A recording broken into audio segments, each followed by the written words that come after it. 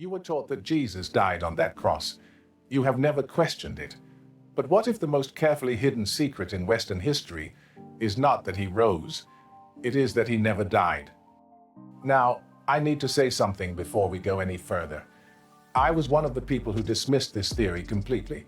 For 30 years, if someone mentioned the idea that Jesus survived the crucifixion, I would have looked at them the way a doctor looks at someone recommending crystals for a broken leg. I was not polite about it. I called it enthusiast history. I called it the kind of thing people believe when they have read one book and decided they know more than 2,000 years of scholarship. I said all of those things and I meant them. Then something happened. A colleague of mine, a man I had known for 15 years, a serious historian, not someone prone to sensationalism, stopped me in a corridor at the University of East Anglia sometime around 2004. It was an ordinary Tuesday. He had been working on first-century Roman judicial records. He said something I cannot forget. He said, "Malcolm, I have been looking at the execution protocols, and I cannot make the timeline work. 6 hours does not produce a dead man, not on a Roman cross." I told him he was wrong. He shrugged and walked on. But the sentence stayed with me. Not because it was shocking, because it was specific. He was not making a theological claim. He was making a medical one. And I could not answer it. So I did what I always do when something bothers me. I went to the sources. I went to refute him. I was going to prove methodically and conclusively that the survival theory was nonsense. I was going to lay it to rest. I did not lay it to rest. There is a document. You will not have heard of it in church. I will get to it.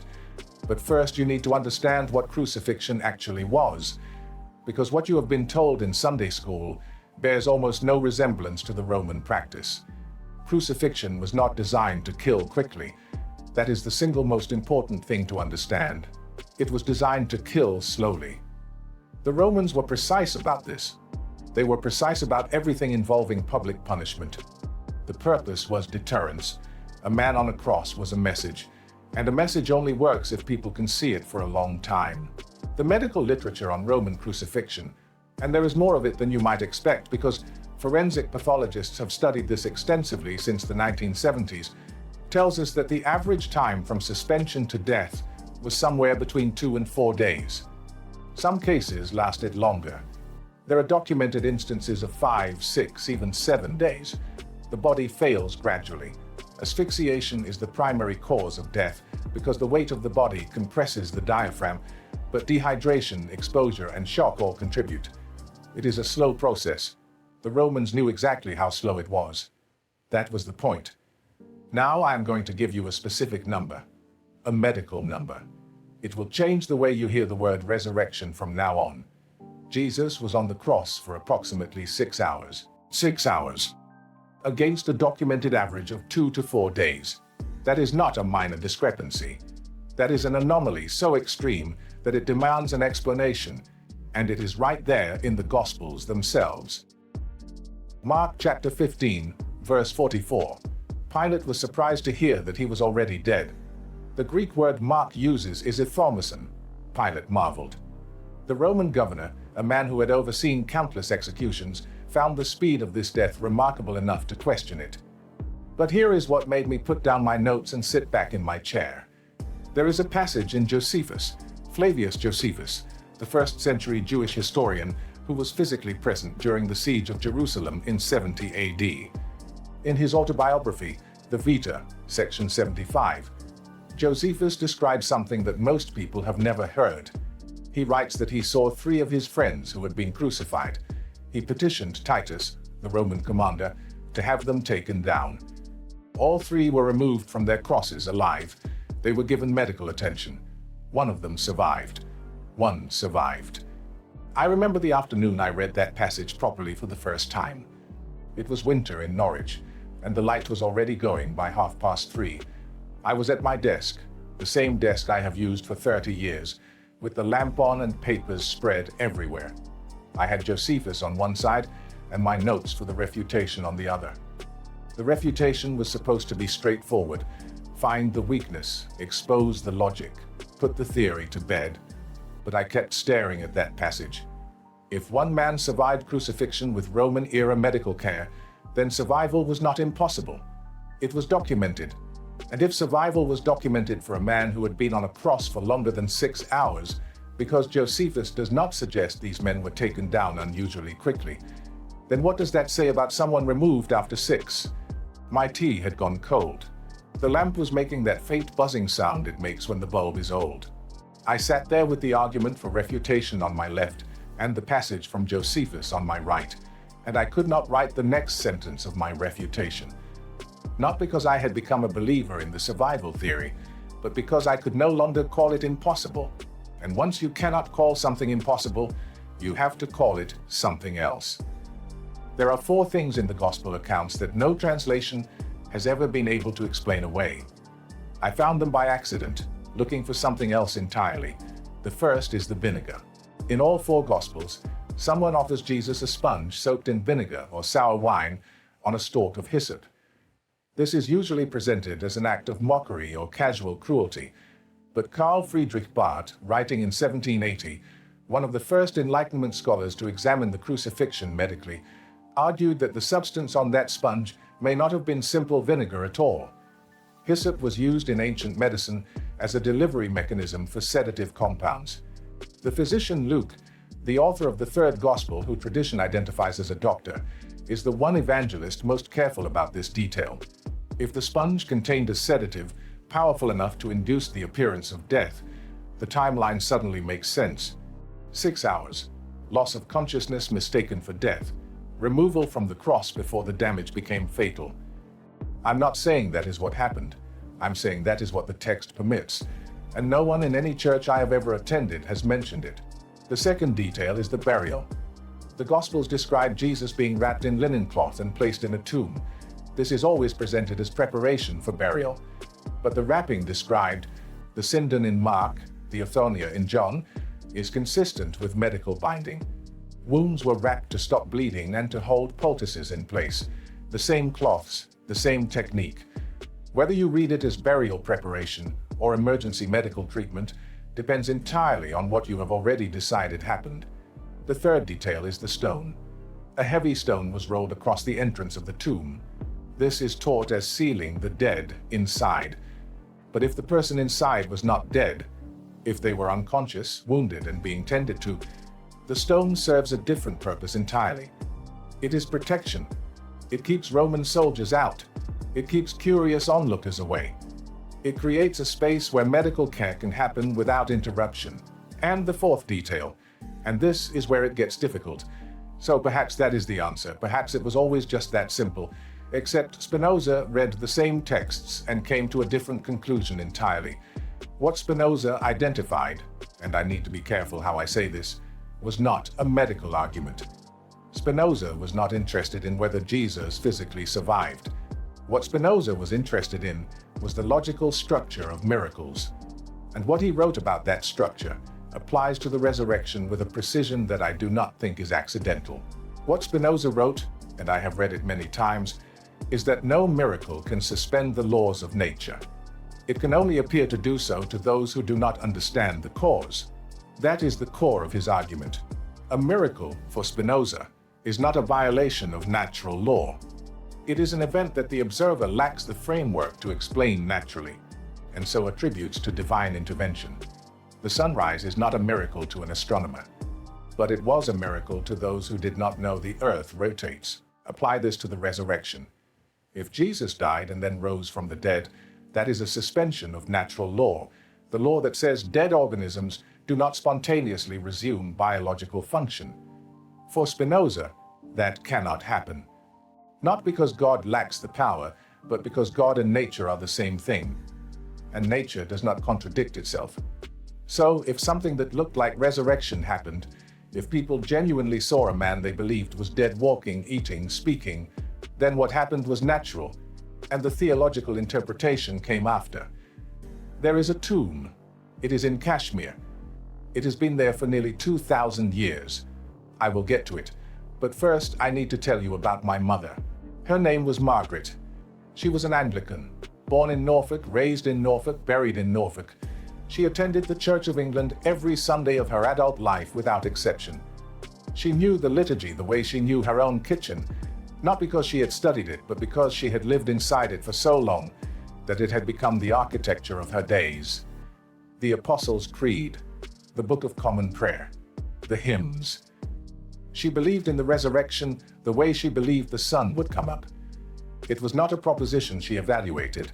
It was the ground she stood on. I tried to talk to her about this once. She was about 70. I had been working on this material for several years by then, and I suppose I do not know what I wanted. Permission, perhaps, or just to see if the ground could hold both of us. I mentioned something about the physical evidence around the crucifixion. I did not say anything dramatic. I just said that the medical timeline raised some questions that historians had been looking at. She smiled. Not the smile of someone who disagrees. The smile of someone who has decided, gently and completely, not to go where you are going. And she changed the subject. She asked about the garden, whether the roses needed cutting back. I let her. I did not push. I told myself I would try again. I told myself there would be time. She died 4 years later. I never tried again. The weight of that is not guilt. I want to be clear about that. It is not guilt because I do not think she would have wanted to know. The weight is something else. It is the knowledge that the person you loved most in the world lived and died inside a structure that you have spent your life examining from the outside, and you never found the words to build a bridge between those two positions. Not because the bridge was impossible, because you were afraid of what it would do to her floor. I think about that when I read Spinoza, because Spinoza understood something that most philosophers do not. He understood that the problem is never the truth itself. The problem is what the truth does to the architecture people have built their lives inside. And he wrote about it with a kind of tenderness that people miss, because they are so busy being shocked by his conclusions. What I am about to show you is not comfortable territory, not because it is blasphemous. I have long passed that threshold, because it is specific. The post-resurrection appearances in the Gospels are not ghostly. They are not visions. They are not spiritual manifestations. They are in every detail that the text provides encounters with a living physical body. Jesus eats broiled fish in Luke chapter 24. He invites Thomas to touch his wounds in John chapter 20. He walks 7 miles to Emmaus with 2 disciples who do not recognize him, and the reason they do not recognize him is never explained, which is itself significant, because a resurrected divine being should presumably look like himself. He breaks bread. He sits at a table. He has conversations. Every single detail is metabolic. Every detail implies a body that is breathing, digesting, healing. If you read these passages with the assumption that Jesus died and was miraculously restored to life, they work as evidence of divine power. But if you read them with the assumption that Jesus survived the crucifixion, that he was wounded, unconscious, removed from the cross early, treated medically, and recovered over a period of days, they work just as well. Better, in some cases, because the wounds are still there. Thomas touches them. A resurrected divine body should not need to carry wounds. A recovering human body would. Now, the route east. There is a tradition, and I want to be precise about what kind of tradition this is, because precision matters here, that is preserved in the earliest Syriac Christian communities.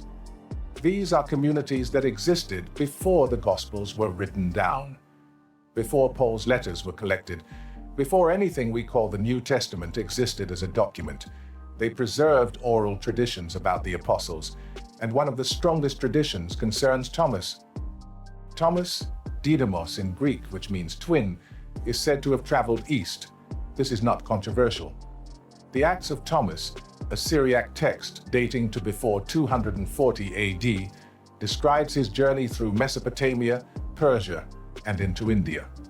The Indian Christian community of Kerala, the St. Thomas Christians, traces its origin to his arrival in 52 AD. This is one of the oldest Christian communities in the world. But alongside the tradition of Thomas, there is another tradition, a quieter one. It is preserved not in the mainstream of Western Christianity, but in the Syriac and Persian traditions, and later in the records of the Ahmadiyya Muslim community, founded in 1889. This tradition speaks of a figure called Yuz Asaf, The inscription exists, it has been photographed, the date is carved in stone, but there is one detail nobody in the Western press ever mentions. Yuz Asaf in Aramaic means leader of the healed, or in some translations, the one who gathers the cured. The linguistic parallel with the miracle stories of Jesus, the healing ministry that defines his public life in the Gospels, is not subtle. It is direct. The route from Jerusalem to Kashmir was not exotic in the first century. The overland trade routes connecting Antioch to the Indian subcontinent were well established and well documented. Merchants, scholars, and religious figures traveled them regularly. A wounded man with resources and connections, and Joseph of Arimathea, the man who provided the tomb, was wealthy, could have made this journey. 3 things about the tomb in Srinagar. The third is the one nobody talks about.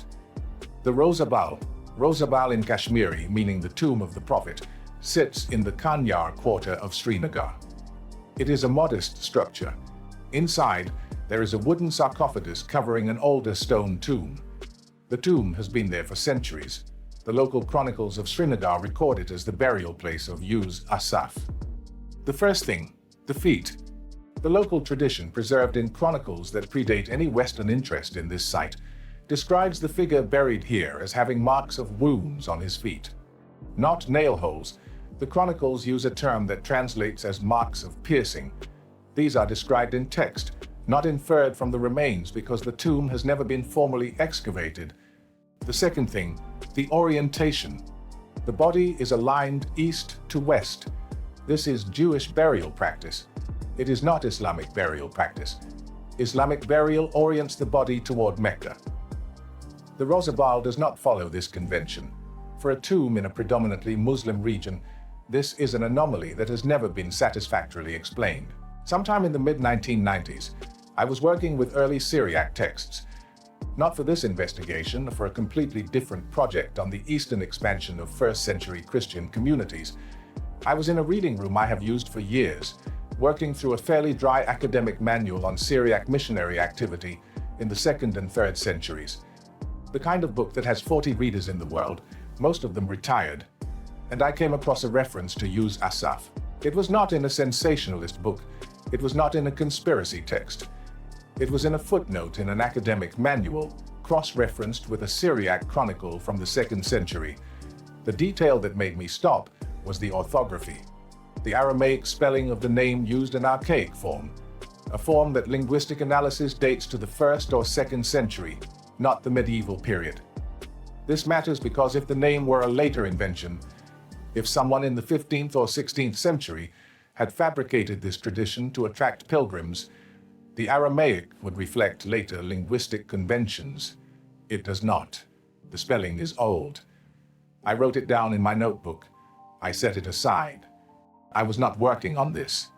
Years later, when I began looking into the Rosabal seriously, I found that notebook. The note was still there, in my handwriting, with the date. I had circled the word archaic and underlined it twice. And the third thing about the tomb, the one nobody talks about. The local chronology records the death of Yuz Asaf at approximately 80 AD. If Jesus was crucified around 28 to 30 AD, as most historians place it, then the figure buried in Srinagar died approximately 50 to 52 years after the crucifixion, at an age consistent with a first-century lifespan for someone who survived into old age. I should mention Nicholas Notovich. In 1894, a Russian traveler named Notovich published a book claiming he had found manuscripts at the Hemis monastery in Ladakh that described Jesus spending years in India before his public ministry. His specific claims about these manuscripts were demolished. Max Muller, the great Oxford Orientalist, wrote to the head Lama of Hemis, who denied that any such manuscripts existed or that Notovich had been shown them. Notovich was likely a fraud, and his book is not reliable evidence of anything. But, and this is the distinction that matters, the tradition Notovich encountered was real. The local knowledge of Yuz Asaf predates Notovich by centuries. He did not invent the tradition. He attached himself to it and embellished it for commercial purposes. The tradition itself is older than he was, older than his publishers, older than the Russian Empire. And it is still there, carved in stone in the Kashmir quarter of Srinagar. And perhaps it means nothing. Perhaps it is coincidence. I have been telling myself that for 15 years. I'm not sure I believe it anymore. I want to read you something. It is from Spinoza. One line. It took me 3 years to understand what it meant. Spinoza never said that Jesus survived. He did not make that claim. What he said, what the logic of his system requires, is that the question of whether Jesus physically died is entirely separable from the question of whether his teachings are true. For Spinoza, miracles do not prove divine authority. They prove that something extraordinary happened that the observers interpreted through the only framework they had, the framework of the supernatural. If Jesus survived, the resurrection did not happen as described, but the meaning that people found in it, the hope, the transformation, the sense that death is not final, those are human responses to a human event, and they do not require a miracle to be valid. This is what the church could not tolerate. Not the idea that Jesus might have survived. That is a footnote, a historical curiosity. What the church could not tolerate was the separation, because if the physical death of Jesus is not the foundation of Christian truth, if the truth can stand without the miracle, then the entire structure of Pauline theology begins to shift. Paul wrote in 1 Corinthians chapter 15, "If Christ has not been raised, your faith is in vain." The entire architecture depends on that single claim. The physical death and physical resurrection are the load-bearing wall. Spinoza looked at that wall and said, "This is not a wall. This is a curtain, and behind it, the teaching stands on its own." The church knew this. They knew it in 325 AD at Nicaea, when they fused the physical resurrection into the creed, not because the evidence demanded it, but because the institution required it. And they knew it in 1670, when Spinoza published his analysis. And every religious authority in Europe moved to suppress it. Not because Spinoza was wrong, because he was asking the question they had spent 13 centuries making sure no one asked. I do not know whether Jesus survived the crucifixion. I want to be honest about that. After 20 years of looking at this, I do not have certainty. What I have is the knowledge that the evidence does not close the door the way I was taught it did. The 6 hours, the survival documented by Josephus, the medical details in the gospel texts, the post-resurrection appearances of a body that eats and bleeds and walks, the Aramaic name carved in stone in Kashmir, the archaic orthography, the wounds described in local chronicles, the Jewish orientation of the tomb. None of this proves anything by itself. All of it together produces what I can only describe as a feeling of the ground being thinner than I thought. Not collapsing, just thinner. The sensation that beneath the story I was told, the story my mother believed, the story that shaped the entire architecture of Western civilization, there might be another story. A simpler one, a human one. A man who nearly died and did not, and walked east, and lived, and was buried far from home under a name that meant the one who healed.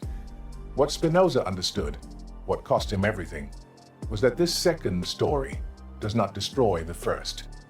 It does not make the teaching less true, or the compassion less real, or the transformation less profound. It makes it human. And for Spinoza, making it human was making it more sacred, not less. Because the divine, for Spinoza, is not separate from the natural world. It is the natural world, understood completely. I wish I had found the words to tell my mother that, not to change what she believed, just to let her know that the ground she stood on was not the only ground there was, and that the other ground was not a threat to hers. It was just wider than she had been told. I did not find those words. I do not think I ever will. But I think Spinoza did, 350 years ago, in a small room in The Hague, writing by candlelight, knowing that what he was writing would make him the most dangerous man in Europe. He wrote it anyway. And the stone in Srinagar is still there. The inscription is still legible. The name still means what it means. 52 years, a lifetime, carved in a language that was old before the church was young. Take care of yourselves. Take. Hey, I'm Daniel. I spent 20 years as a professor of religious history. Then I discovered something that cost me my career, but I couldn't keep it to myself. What Spinoza found, it changes everything you think you know.